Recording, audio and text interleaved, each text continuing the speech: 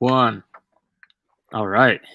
This is the Pursuit of Anime with Raven and Teddy, Hello. and you know what we're about here to do today.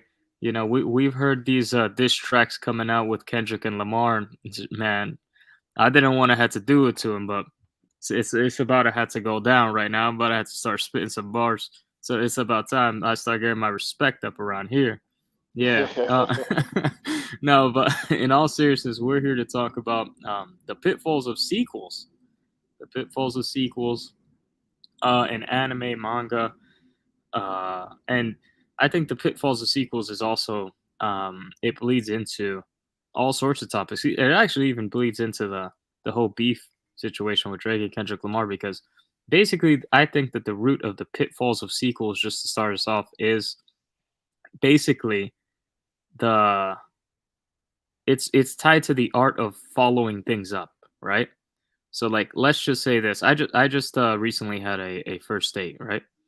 Mhm. So there's obviously, since it went so well and we're going into a second date, there's a bit of tension and expectation for the second date to go well as well, you know? So Mhm. just as nervous as you are for the first date, you will also be nervous for the second date because you're like, okay, I know there's potential because that first date went so well, but now there's the pressure of keeping that potential in perpetual motion. And so you face the same thing in anime, for example. For example, Demon Slayer 1. Look at the amounts of impact and reach the first season had. And then a lot of people say, although the second season was great, it did not have as much impact. And for a lot of people, it they may argue that it fell off for them. And this is this seems to happen a lot with anime. You see Naruto juxtaposed by Boruto.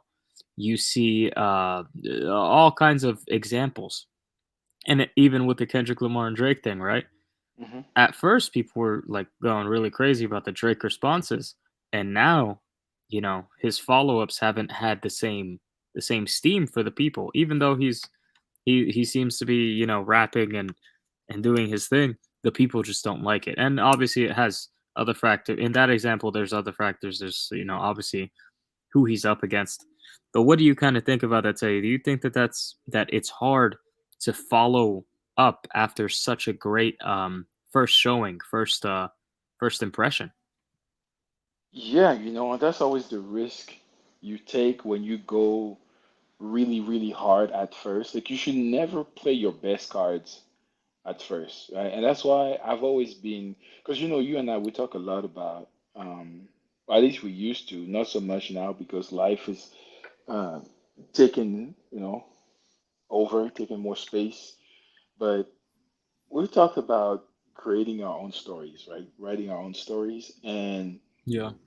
something I always think about is to tell a compelling story that is going to keep people hooked, where you don't just have like the first few chapters go really, really hard and then the following act doesn't go so well, is to have everything planned out from the beginning.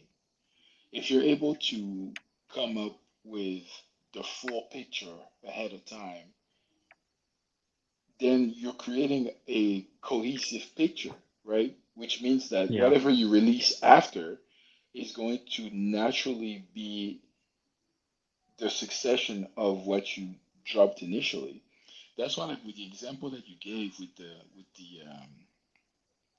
beef between Drake and Kendrick, where it's really hard to follow up on certain distances where the whole point of having the back and forth is somebody drops something and the other person responds. So it's always like a reaction. There's an initial action, but then after that, everything that happens following that up is a reaction, right? Now, some people they've actually had different opinions about it. Of course, you heard the last one that Kendrick dropped, Not Like Us. Yeah. People are bumping that everywhere. Right? They're saying that's the best one because it's really mocking Drake at the same time, and it's a club banger. It's a Yeah. club hit. So people are already calling it the anthem of this summer. Kendrick Wow. just went all out on this track, and people are loving it, right? So I'll say in that aspect, I feel like he followed the principle I just established because remember he said in his initial shots that he had all kinds of diss tracks cooked up in advance for Drake. That's why he was able to drop them as quickly as he did because he was like, listen, I have this beautiful image painted up. Just give me a reason, brother. Just give me the reason and I'll pull the trigger. Yeah. Right? So he couldn't wait to drop those bombs on him. So that's why he did what he did and it went so well. Where with Drake, he may have had some ideas, but he didn't have that picture fully fleshed out yet. So he ended up always being one step back, one step behind. Now, if you ask my personal opinion, that's going to be the only side tangent I'll have on this topic, and we might go back to it later. But the Heart Part Six, that was devious because I felt like Drake was rapping on that, and he sounded so serious, but also very condescending towards Kendrick, where I feel like that track encapsulated what I picture the perfect diss track to be, where it's no gimmicks, it's I'm addressing you directly, and I'm going to use the most scathing uh, um, statements I can possibly conjure up to Yeah. body you. And I feel like he did that where Kendrick with Not Like Us. I mean Kendrick did that too, but I feel like it was the tone of it was so much more I don't want to say lighthearted, but I guess more playful. So it didn't hit as a diss track, right? As a diss track, it didn't hit as hard as the Hard Part Six, right? But Yeah. yeah, I mean, sequels in general, man, following acts, they're really tricky because the greater the initial act, the harder it is. I mean, look at Death Note, for example. Oof. Do you remember how everybody said, "Oh, season two wasn't as good as season one"? Yeah. To this Because day, people say that. right? And I think the reason for that is L. L was too great of a character, and the dynamic he had with Kira was so well portrayed, so well fleshed out. It was so entertaining. It was captivating. You were hooked from the beginning to the end. And then when L finally died, you felt that pain, right? And you were so mad that Kira won because their back and forth was legendary. Yeah. So I was hooked after like a that, fish. yeah, what were the names of the next? What like Nero and was it? I forget the names of the. Yeah, never Tito or something like it's just something so forgettable. Like it's something that we could have came up with, like on a Friday night if we're drunk as hell. Like oh yeah, like it was Golly. absolutely ridiculous, bro. Like, and this is the thing, and I just put this up. I just realized that the video didn't have a thumbnail. I just real quickly while you were talking, put it up. The Nice. Pitfalls of Sequels. I think another anime that encapsulates this idea too so well is the one in the thumbnail. One Punch Man. Look at that first season. Unbelievable animation, incredible fights. And the second season just misses that mark. It doesn't have unbelievable animation, doesn't have these unbelievable like out of this world fights. And the thing is when you the it's all about people's expectations, right? Hmm. So when you set up things with this first season, right, in Death Note and One Punch Man, when you're basically giving us top tier quality, when you say you're coming out with season two, we expect top tier quality to Hmm. continue. And when that isn't Naturally. what when that isn't what continues, or if what we're given is out of our expectations, but it isn't received well, then we're going to hate it. Then the disappointment is immeasurable and our days are ruined. But here's the thing, right? where I feel like there's a little bit of a difference between Death Note and One Punch Man is that the source material for One Punch Man is stellar. The quality of the story hasn't dropped. Like if you read Yusuke Murata's drawings, right, and one story, when you read the manga, the story is fabulous. And that's why season two felt like that much of a disappointment because season one, Madhouse, they cooked. Teddy, They did Death Note the manga, did it end the same way that the first one did?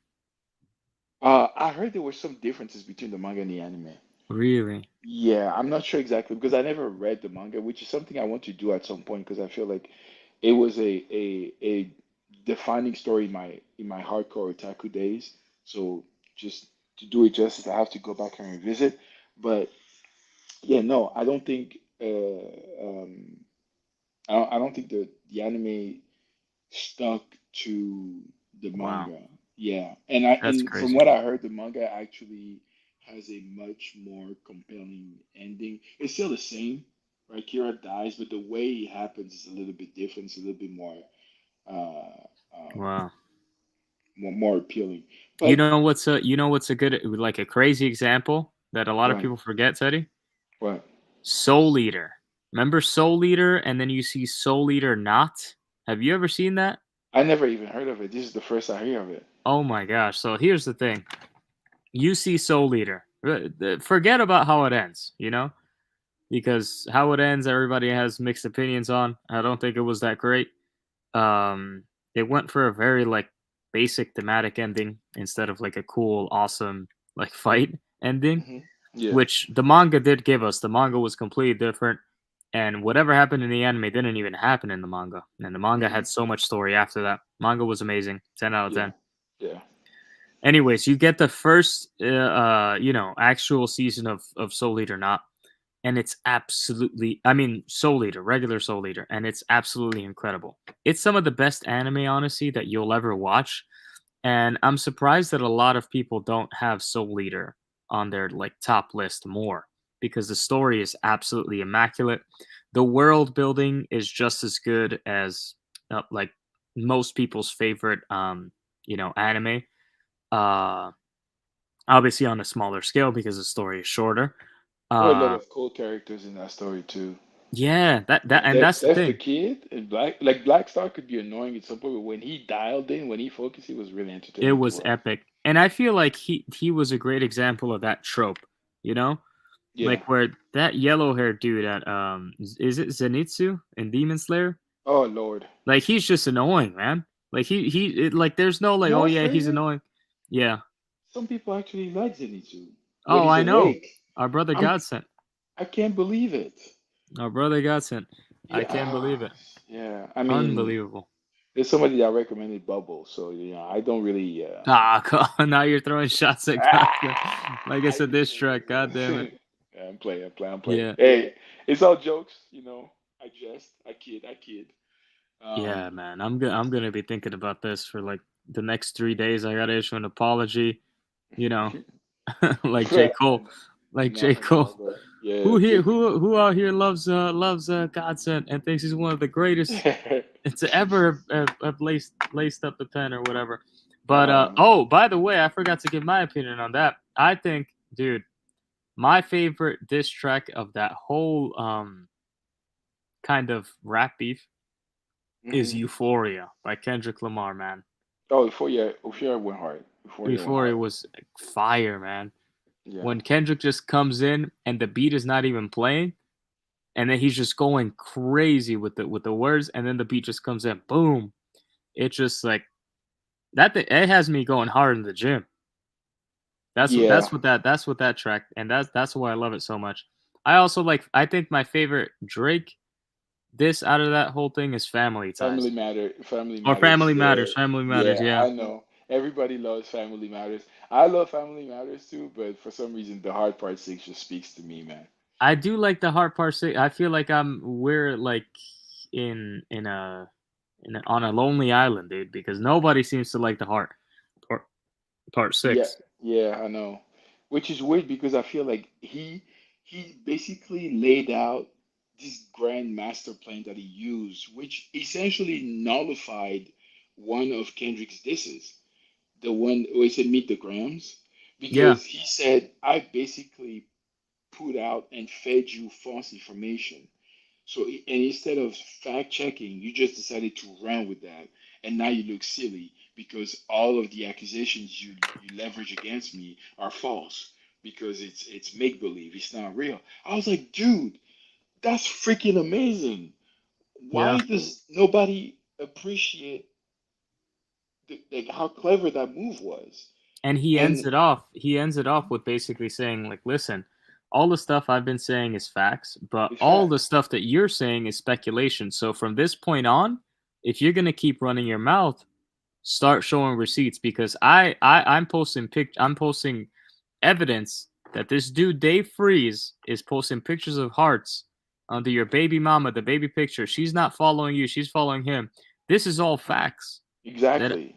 and you haven't shown a single fact that I'm a pedophile. You haven't shown a single fact that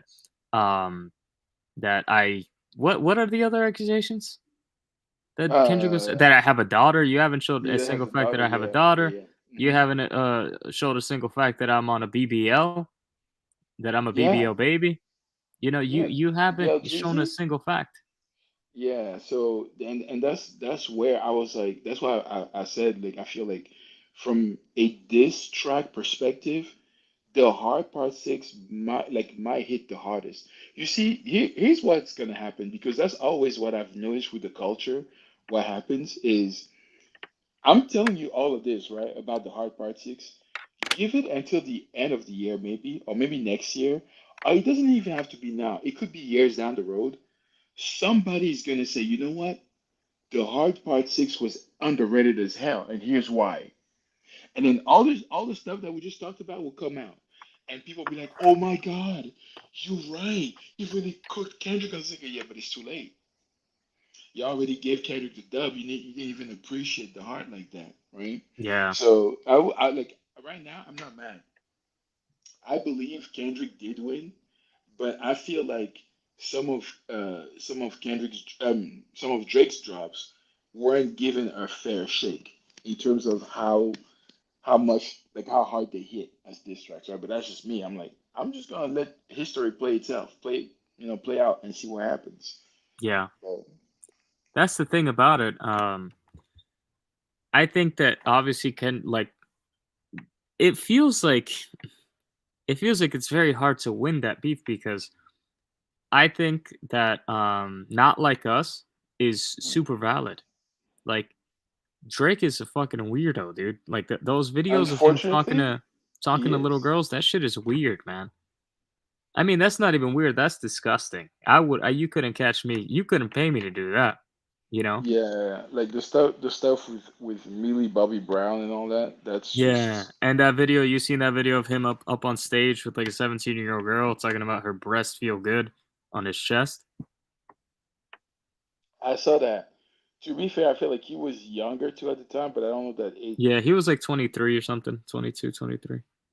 But Yeah, even still, that's crazy, man. You can't like at 22, yeah. 23, I wasn't doing that. Let me tell you that much. No, no, Jesus I wasn't. Murphy. I wasn't doing that either. But you know what? So what I'm gonna say might sound a little bit controversial, but you've seen these girls nowadays where when they turn like 17, right before they're about to turn 18 and all that stuff, they already look grown. I can see how as a 20 to 24, I want to say year old man, you're gonna because technically you're not that much older than them. So you might see them and you might not even realize until of course, because I feel like younger women they have a certain way of speaking, a certain way of carrying themselves where even if their body looks grown, you'll know just from a quick interaction, oh, this one may be underage, right? But until that, you might see one and think, oh, maybe I could holler because she look grown, right? But then Yeah. eventually you do, and you're like, oh wait, no, you're not. But so it's dangerous out in these streets, man. You don't want to be caught doing that stuff. Yeah, it is dangerous, Uh, but that's the thing though, like it's very different from like, oh yeah, you see somebody in the streets, she's looking fine, and then like, you find out, oh shit, she's 17. She's like, what the fuck? And then that's different, than like you being like asking her age. Oh yeah, I'm 17, and then he starts like talking about, oh yeah, your breasts feel nice, and then start like kissing her. That like he knows. He's like, there's no excuse that you could say like, oh yeah, he didn't know. She just looked really grown. He knew exactly what age she was.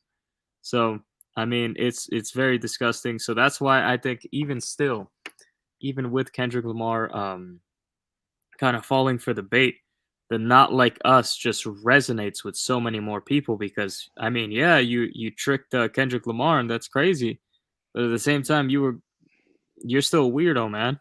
Like Yeah, yeah. we don't He fuck is a with that shit. weirdo. Yeah, like That we don't mess with that stuff. yeah, yeah. He really did.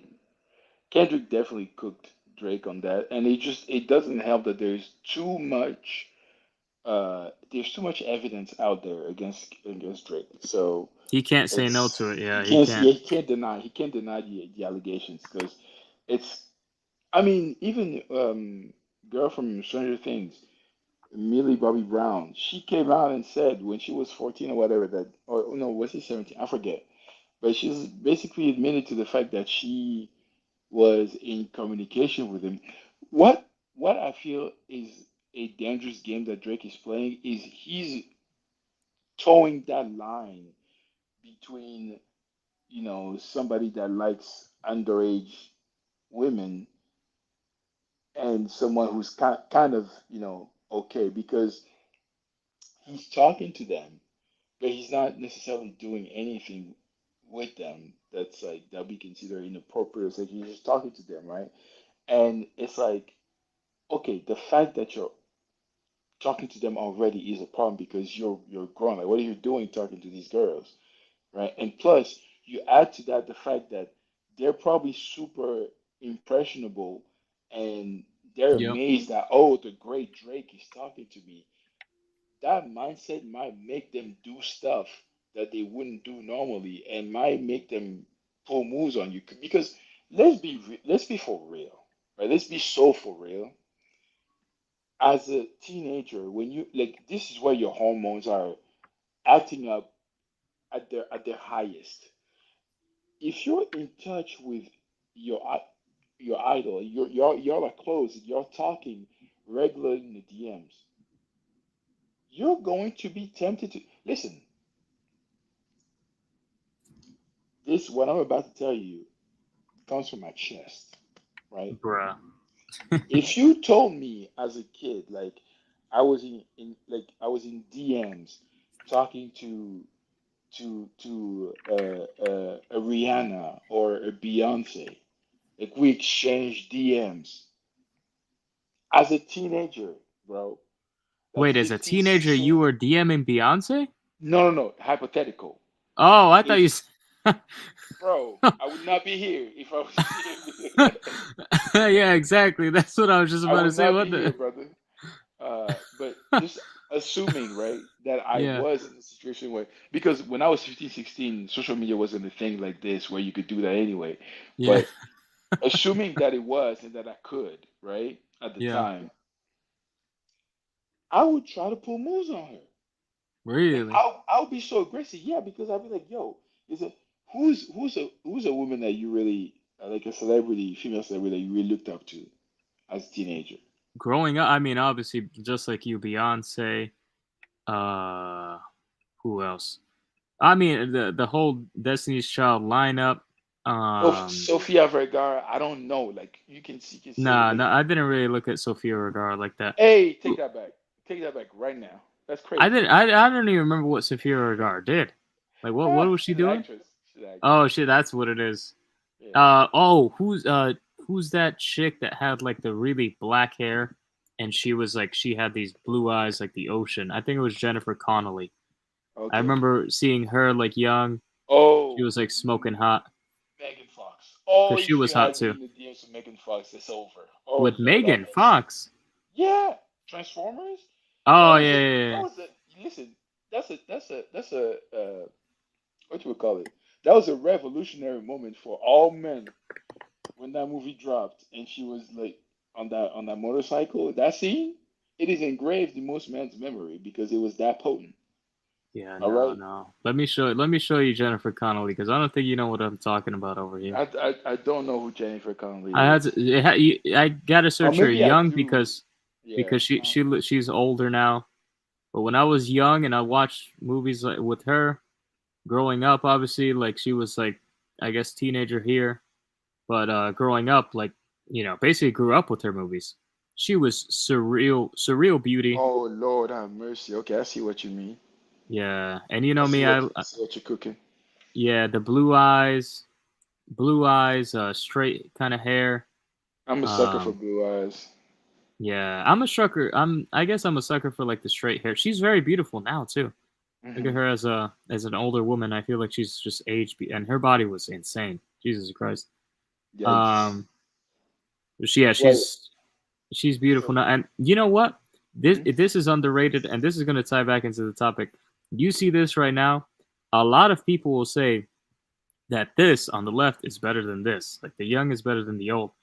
But the sequel, I'd say, is just as beautiful because the sequel, this is basically the beauty of life itself that you're seeing right here.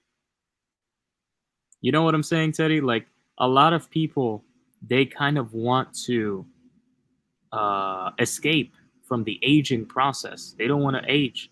But the Embrace. thing is, you should embrace it. And it's the same thing with the sequels, where if you're trying to make a sequel to something, you have to oh, Melly's in here. Look at what Melly's saying. Melly's questioning everything that we're saying now.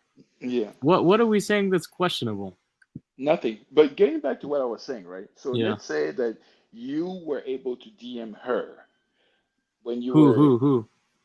the actress that you just Oh, the showed me. actress. Yeah. Yeah, yeah, yeah. Right?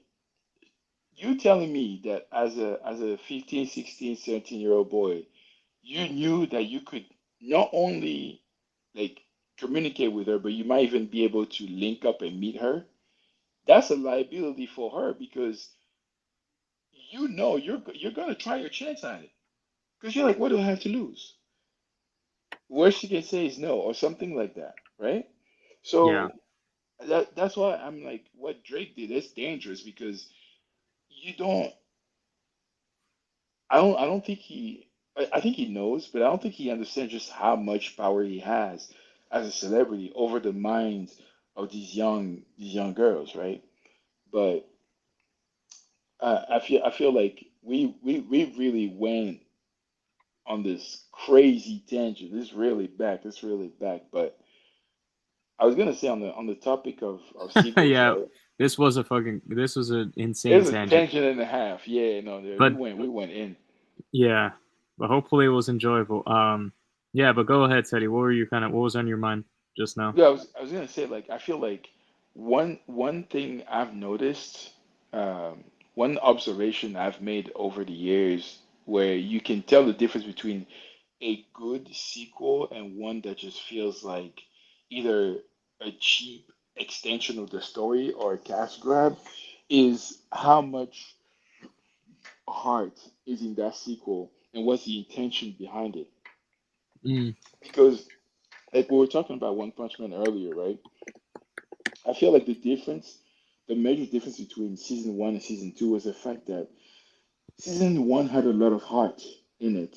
The people at Madhouse who worked on the animation for season one, they were not getting paid that well, but they because they were interviewed about it and they were asked like how were you able to create such a phenomenal masterpiece, right? Them new yeah. generational, they really defined the culture of anime at the time when it came out, and they basically explain how it was just passion that made them um, that made them go as hard as they did and be as dedicated as they were because they loved the story and they loved one and his vision, so they wanted to recreate it as best as they could. Yep. They changed the studio for season two, and you can see the difference. In, like it's like the difference is like night and day. Everything feels a lot stiffer. The sense of emotion is conveyed better by Murata on the manga pages than the actual anime that moves. That alone should tell you we have a problem there. It felt like the heart wasn't really there. They just wanted to create something that was like really polished, pretty, and it just didn't feel like One Punch Man, and that's why nobody gravitated to it. But you and I, because we've read the manga, we know what this story can be.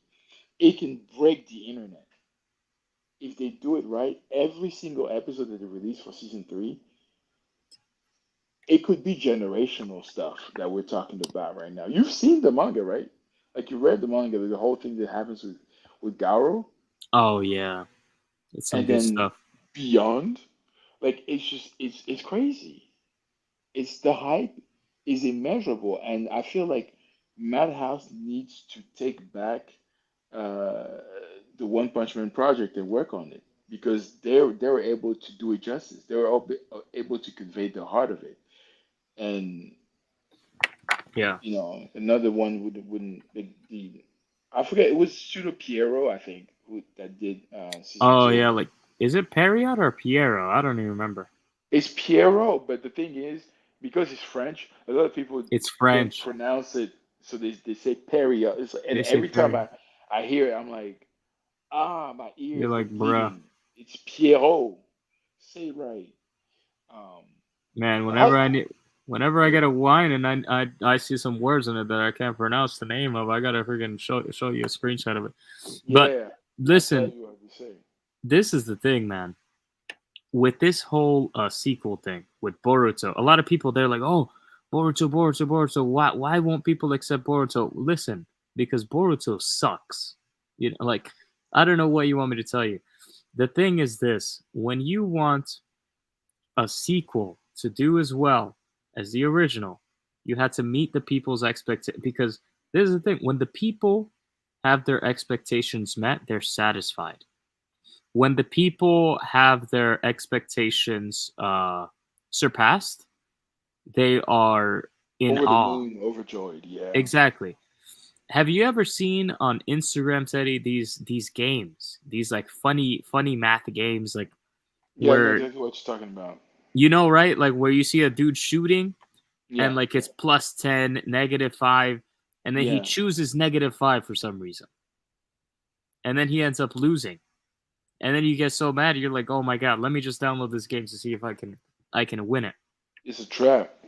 And it's a trap because when you download the game is nothing like the There's nothing advertisement. like yeah, yeah. And then you're just like, bro, are you kidding me? And they do it with everything. They show this video of this level 1 mafia guy. He spanks a girl's butt, and Yeah, then he ends up. that one makes me so mad because the potential is amazing, but I know that's not what the game is about, so I just get upset. I'm like, man, let me get that out of my face. Yeah, that one gets me upset because it's just like, bro, are you kidding me? Like this Hmm. stuff is unreal.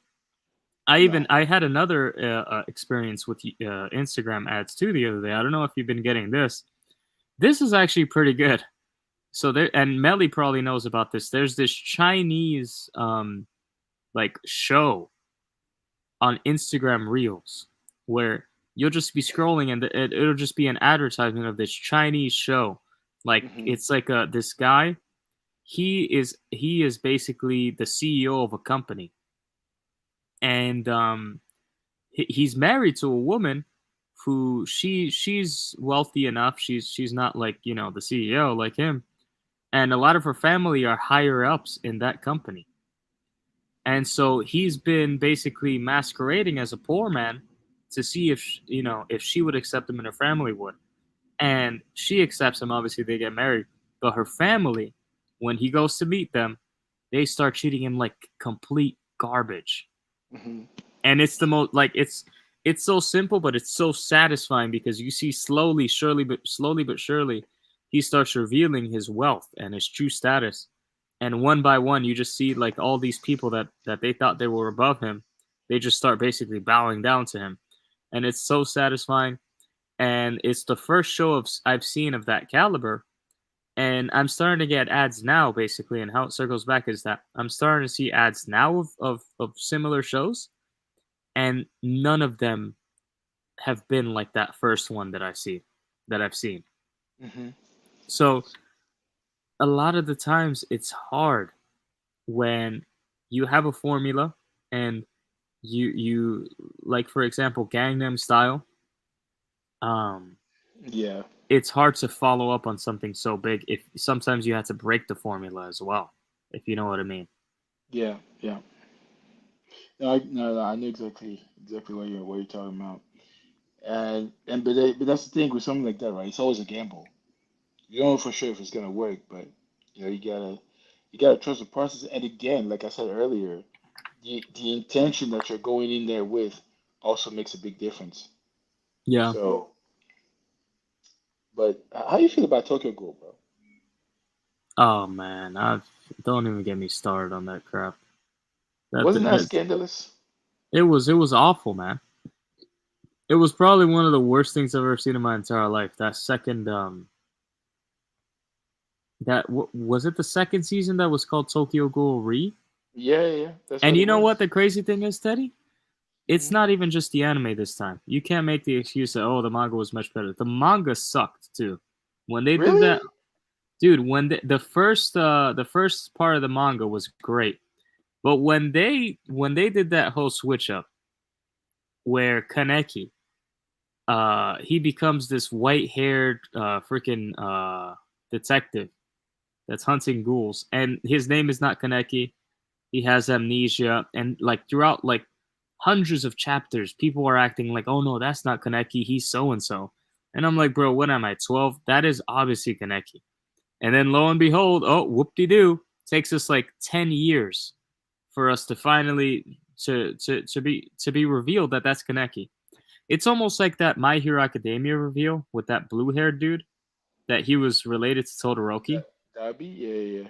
Yeah, it's like Dabi, like, oh yeah, I'm related to Todoroki. Oh my god, dude! Like, dude, whoever didn't see that coming, you get your DNA checked. Yeah, I mean, you might be related to Stevie Wonder. Let's just say that. Oh, I mean, Lord have mercy. like, like I can't believe it, man. Melly says when they don't meet their expectations, they turn into red pill masochist. I mean, it is what it is, man. These people, they don't know anything sometimes when they're writing these sequels because they they get.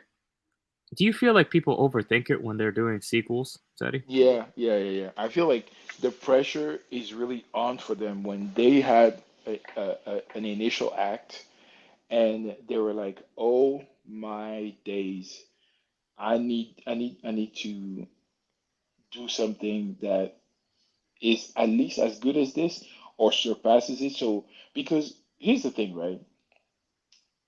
One reason why the initial installment of a story is always so good is because there are no expectations behind it. So you know what that means? It What? means the author is free. There's Yeah. nothing greater than freedom when you're creating because you're not restricted, you're not bound by anything. But once that first initial story drops, then however that is received, that's that becomes the benchmark for anything you do after that. So when you have that initial work drop and it's received so well, then the pressure is on. And at that point, you're no longer free because you're thinking, how can I recreate this, or how can I even go beyond this, right? And you're no longer thinking in terms of let me just keep telling a heartfelt, compelling story that comes from the heart, that comes from me, that's genuine. No, I need to outdo myself. That's why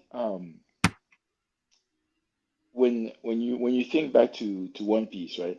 I feel like we use One Piece a lot because it's such a long ongoing story. But I think I don't know if this is true because the One Piece community is so large that rumors get created by Oda all the time. But I believe he said at some point that he doesn't think he could ever recreate an arc that he felt was as powerful and as complete as the Water 7 and Enios Lobby stretch. He said that. He did say it, huh? Wow.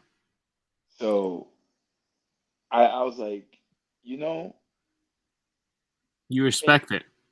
you said, and some people may disagree with him and say that Marineford was greater than it, right? Other Yeah. people might even say that I don't know, Wano was, which to me I'm like I don't know Oh what you're hell no. reading, what you're watching, brother. But to each their own, right? I Yeah. respect your opinion, but respectfully, you're wrong, right? However, he himself was just by admitting that, I feel like he kind of told us, I've been chasing that high ever since that arc. Yeah. I've been trying to recreate something that's like this, and I feel like I haven't been able to. And I feel like you can almost tell through arcs like Dressrosa or Wano, where it seems like he's become a lot more experimental because he's trying to force himself outside of that cage of let me try to recreate something as compelling as Ennis Lobby or even better than that. Right? So he's trying to change a little bit and do things a little bit differently, which I respect, right? Because I feel like that's the only solution you can come up with. But it's hard because Wow. when you create something that not only your fans love, but that you yourself are like, yo, I cooked on this one. I did my thing on this one. How can I recreate that? It's like, it's something that can be really haunting and almost depressing. So Yeah. yeah, like I feel like that's the issue sometimes with sequels where uh like you want to know a story I feel like suffered from that What? because the first part of the story was so good, but then the rest wasn't as good. The Promised Neverland. No way. Dude, the beginning, it was one of the best. Like I think I remember I read the first 80 chapters. It was one of the best first stretch of chapters of any work of fiction I've ever read. The Really? concept, yeah, it was so captivating. The characters, they felt so compelling because they they they felt like they were their own characters. It didn't feel like they were tools to move the narrative in a specific direction. No, they felt like their own entities that drove the plot through their actions. It didn't feel like they were designed to be a specific way so that the plot would move a specific way, if that makes sense. Like especially the main three, Norma, Ray, and Norman Yeah. from the orphanage, right? And the Wow. world building was amazing too. It It felt like was. Attack on Titan, but they sped it up, right? Where Attack on Titan, they took a long time before realizing that there was something beyond the walls. Mhm. But the Promised Neverland, they did something like that, but sped run it, and it didn't feel rushed. It felt like It the felt right. pacing was proper. Yeah, it felt right. And after they left the walls, they went on this great adventure to discover what's actually going on with their world and how they can uh, survive and protect the human race. But then somewhere along the way, the story just went down the drain, and it was reflected by the anime adaptation. When I tell you that the anime adaptation for season 2 of Promised Neverland is scandalous, Twitter was full of memes for years about how the anime is so incredibly worse than the manga. It's embarrassing. Okay, Damn. it's embarrassing. It is blasphemous, and it's a disgrace to the original source material And to society.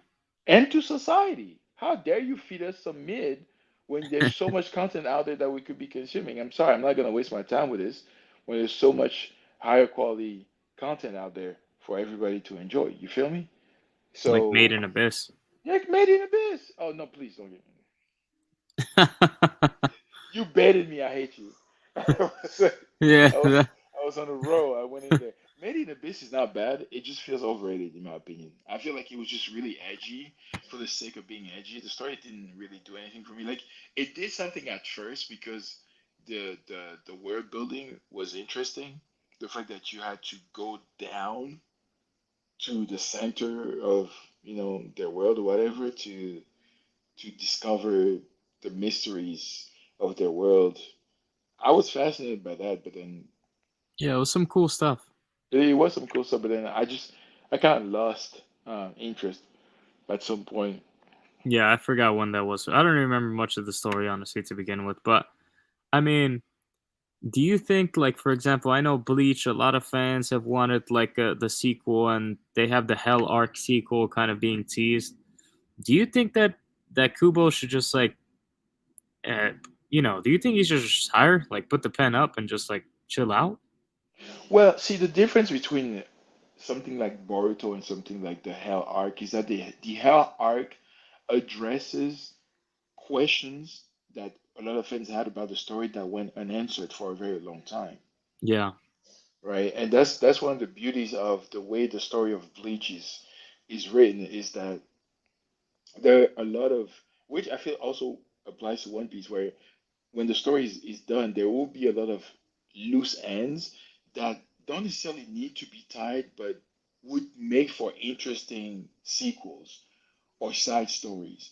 So if you create a story around that, there's already a foundation for it, so it doesn't feel cheap. It doesn't feel disingenuous. Versus something like Boruto that nobody asked for. We didn't need yeah, Boruto. like a In, god in, awful in, piece of in crap. all honesty, we didn't need it. And what's even worse with Boruto, and I hate that I feel like I'm beating up on this sequel, but that's just how I feel.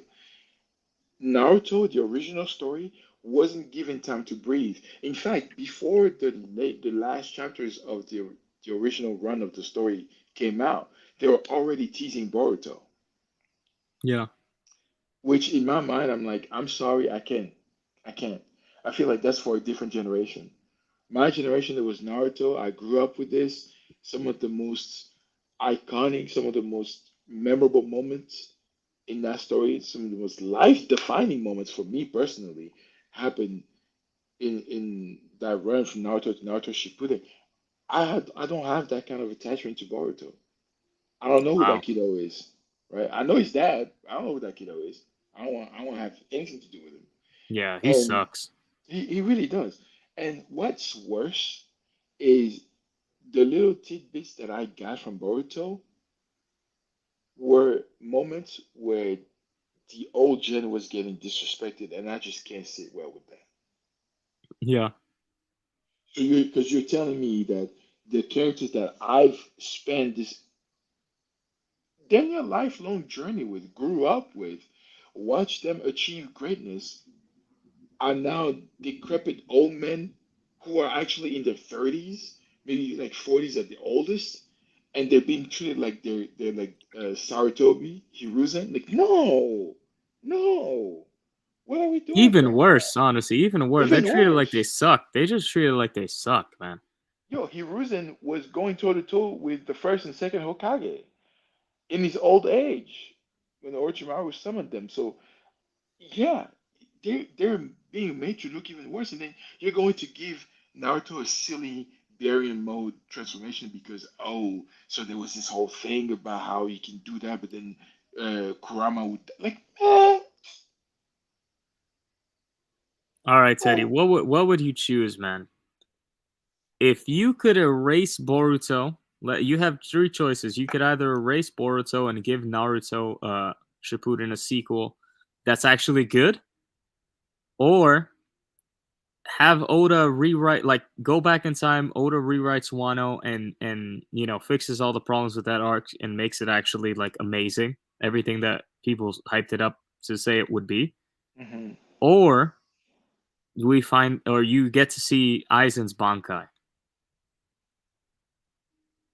Which are you choosing of those three options? I'm gonna go with Oda rewriting Wano, and I'll tell you why. So with doing a proper Naruto sequel, I feel like the story of Naruto came to a full conclusion because Naruto achieved his goal of getting his boyfriend Sasuke back, and he Oh, became Hokage, right? yeah, So he accomplished his dream, and he bagged a baddie in Hinata. yeah, And that was clearly they've amazing. been busy because they got 3 kids. Like, I would have had boy, more. I would have had more. on God, no cap. Yeah, So bro hasn't made. It's over. Even Sakura got her W with Sasuke. So I listen. I have no dog in that fight I hate anymore. Sakura. Me too. But here we are, right? Yeah, So I feel like that story is done. Naruto is wrapped in a little tiny and neat bow. We good. We move on to greener pastures. With Aizen, Aizen is already cool enough as he is.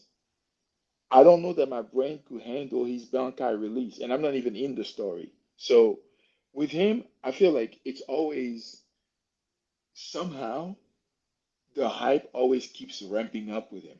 Even when he's in a chair, he's still making moves. When he's bound to a chair with all kinds of restraints on him, he's still making moves. He's a dangerous fellow. I respect him. I respect his game, and I feel like with him, I don't need anything else to enjoy him as a character and what he does. I'm good on that. But yeah. Wano had too many problems that he shouldn't have had. And so Wano, yeah. I feel like that to me it's if I could get that rewritten and and not have any Hold'ems or Fortrix or Hamlets or Briscola, I'd be happy.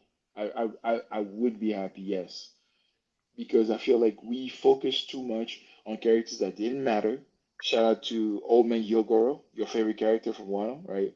Oh, hell And no. I know you love him. You tell me every time off stream.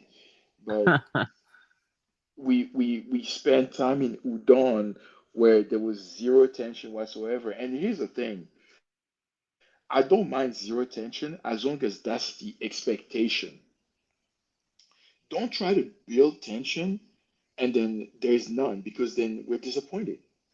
Right? Because Hmm. we were supposed to take Udon seriously, but Luffy never took Udon seriously. Even when like Big Mom came through and wreaked havoc, I was like, oh no, that feels like Big Mom felt like a big walking plot device in one of like how are you okay, follow me here for a second, right? Yeah, Big Mom is supposed to be a Yonko on the same level of prestige as Kaido, Whitebeard, the God King, Red Hair Shanks, right? yeah, All these guys have crazy haki abilities and feats, right? They have Conqueror's haki out the wazoo. Like they do amazing things with it. yeah. We saw Kaido go 1v1 against Big Mom for 3 days and 3 nights, and then they called a truce after that. Hmm. The same Kaido was going toe to toe with Luffy, exchanging Conqueror haki coated blows. Do you know who Big Mom used Conqueror haki coating on? Big Mom conquers hockey coding on. Do you know who she used that technique on? Who? Remind me. Page one. Oh my god. She used something that is supposed to be only for the top tiers of the verse on page one. No, but you're forgetting that page one is that guy, man. He's built like that. I can't even entertain that joke, brother. I can't lie to you. It is that far fetched. And do you know why she used it on page one? Because it was during a chapter when Oda was introducing that technique. And so he wanted to bring Big Mom to the party and show that she had that technique. So she used it on page one. And guess what? She never used it on Law or Kid. I'm like, Oda, why? Like it actually hurts my brain. I don't understand it. And I feel like it's those kind of inconsistencies that people hated so much with Wano because Big Mom felt like a walking plot device. She felt like a device that was used to to artificially free Luffy in Udon, and then to artificially hype up Law and Kid to make them out to be combatants and pirates on the same level as Luffy, when you and I both know that Luffy can 2v1 both of these clowns right now. Yeah, as if it's nothing.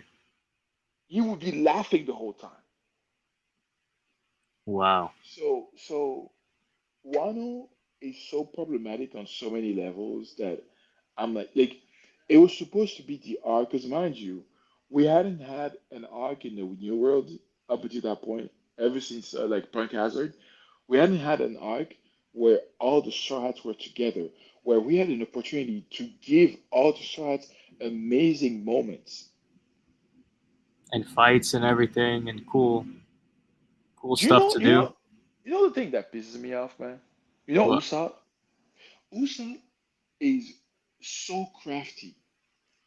He can fight people that he shouldn't even have any business fighting because he uses his brain. He's creative. He finds clever ways to defeat his opponents. Yeah. You can go through the list of pre-time skipper. Everybody that Usopp fought, it was somebody that on paper he should have handedly lost to, but somehow he found a way to win. And you know what the He's thing is? yeah, His intelligence or his craftiness is not inaccessible. Like for example, Batman in like comics, like he doesn't have the powers that all these superheroes do, but he finds ways to beat them, right? But the yeah. ways that he finds usually Batman are so convoluted. Like it's something that you and I can't do in a million. Yeah. Like he'll freaking build like a time machine and this and that and here and there. Like it's something that's just too inaccessible to fiction. Usopp is in a fictional world, and he will somehow, some way find a way to You, beat these people in a that's way very that makes grounded. complete sense. Yeah. It's very grounded and it's fair and square. So, and that's why I'm so mad, right? Where I feel like there were so many people Usopp could have fought in Wano, Like whether who? it Page one. be, yeah, like page one, like any of the Tobiropo or any of the, even like what you call it, the headliners, like Briscola. Remember the guy with the gorilla arm, or Hamlet and Fortrix. Like those people, instead of feeding them Kibidango, another plot device, right? Instead of feeding them Kibidango, how about you use your skills as a sniper and as a herbologist, an expert in different plants. Like I feel like Usopp right now should be so broken because the tools that he has at his disposal now are so much better than what he had to work with pre-timeskip. Dude was using hot sauce, bro. He was winning fights with hot sauce and inflated hammers. Yeah. Like he was broken. The thing is, now he has access to all what I was saying, like all the Batman stuff. Like if he has to win a Yeah, fight, if he has to win a fight now, he can pull out. Oh, this is a plant that does this or something. Like that's what I mean. Oda can pull the bullshit if he wants to, you Like know. But he yeah, doesn't. He doesn't. Like he that. doesn't. He doesn't And now even here's just my let him son. fight. And you know the one fight that I always go back to that makes me so upset that we don't see anything like that from Usopp is when he fought Luffy. Oh The yeah. things that he did to Luffy of all people, where I'm like, this is what a they say Batman with prep time can beat anybody. Usopp with prep time can beat a lot of people. But A lot of no, people, yeah. we're not going to emphasize that aspect of his character. Forget the fact that he even unlocked observation hockey in Dressrosa. We're not even going to talk about that, right? Dude had so many opportunities to shine in Wano. Oda could have given him so many opportunities to shine in Wano, but he didn't. The amount of grievances that I have with Wano far outweigh Aizen's Bankai, or another sequel for Naruto. So if you give me a choice between those three, bro, I will always go back to that. Yeah, because the thing is, I Aizen, need we that. already got his story. Like the Bankai is just like, of course, everybody wants that. That's like a childhood kind of dream thing, like a kid wanting candy, but it's not Yeah, a necessity, you know. no, it's not. But Wano was like something that the community really needed, and we didn't get, man. I'm sorry to say. We Um, didn't get. One thing that I do miss from Usopp is remember that fight he had in Alabasta with Chopper. Oh, dude, a classic.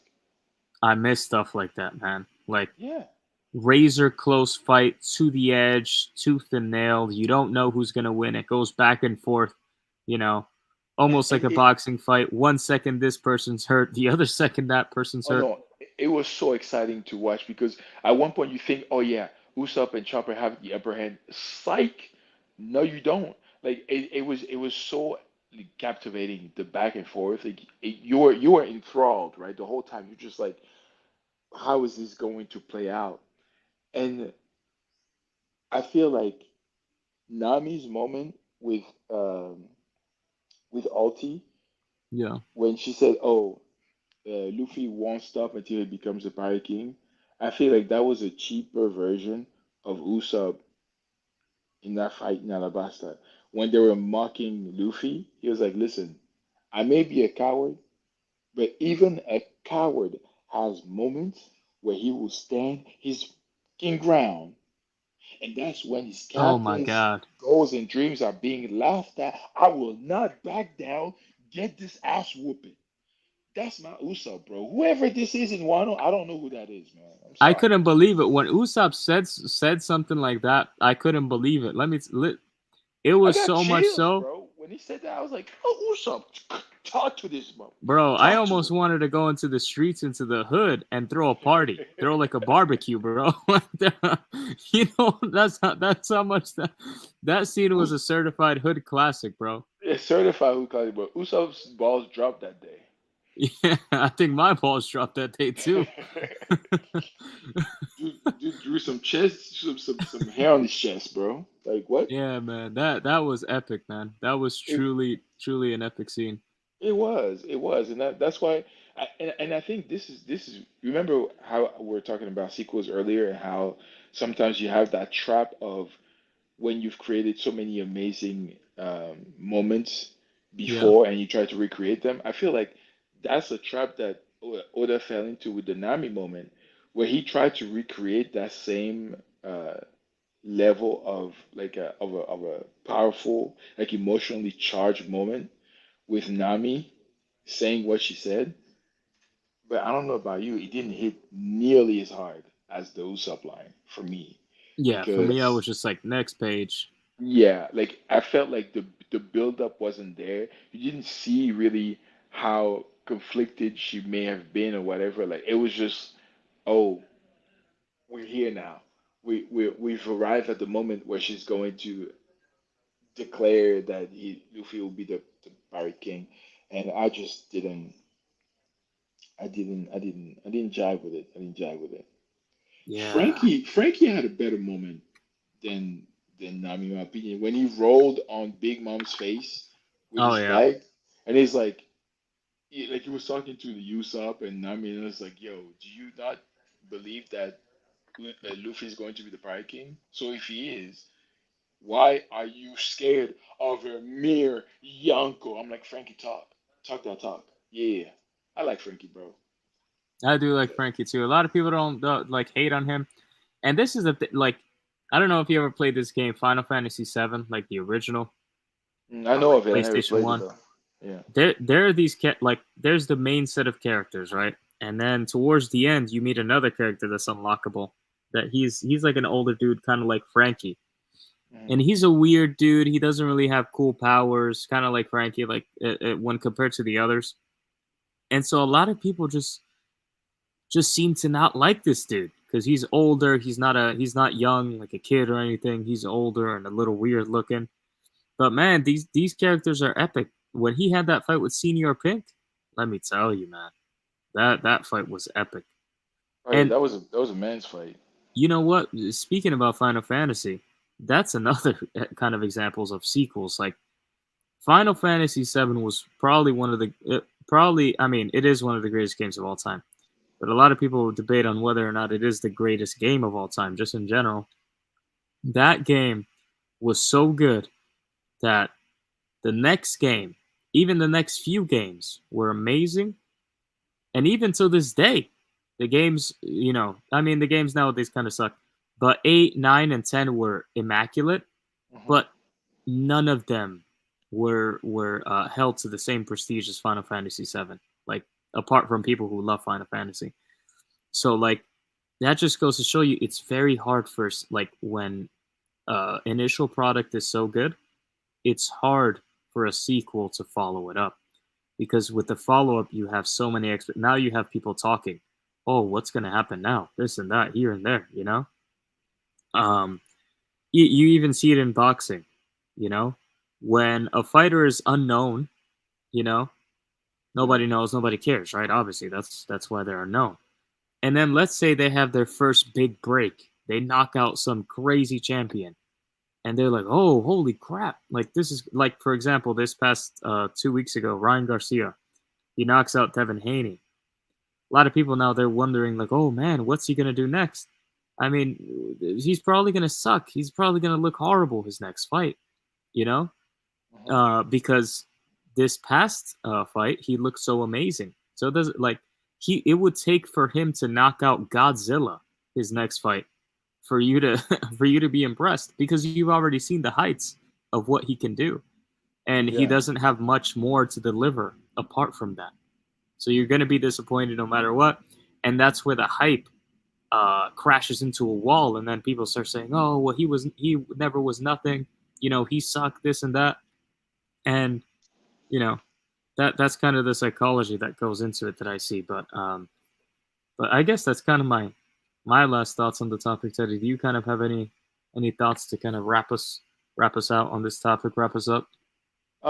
Dude, I think we kind of done the round, and I feel like it's one of those topics that can always be revisited because most stories these days are going to have a sequel or a second part or things of that nature. Um, Quickly, like I feel like a good example of a story with uh, a successful following acts is the Spider-Man into the Spider-Verse. Oof, yep. Yeah, because I feel like the way the story was built led itself to that. Even So it's a Spider-Man 1 and whole, 2.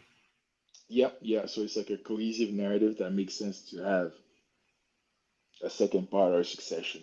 So um, I guess the only thing I'll say on that before we get out of here is if you're going to have a sequel, make sure that your heart is in the right place and that you're not artificially trying to stretch out the story because of the popularity it gained initially, right? You try to be as genuine as possible, try to be as true as possible to your original vision, and that's it, I guess.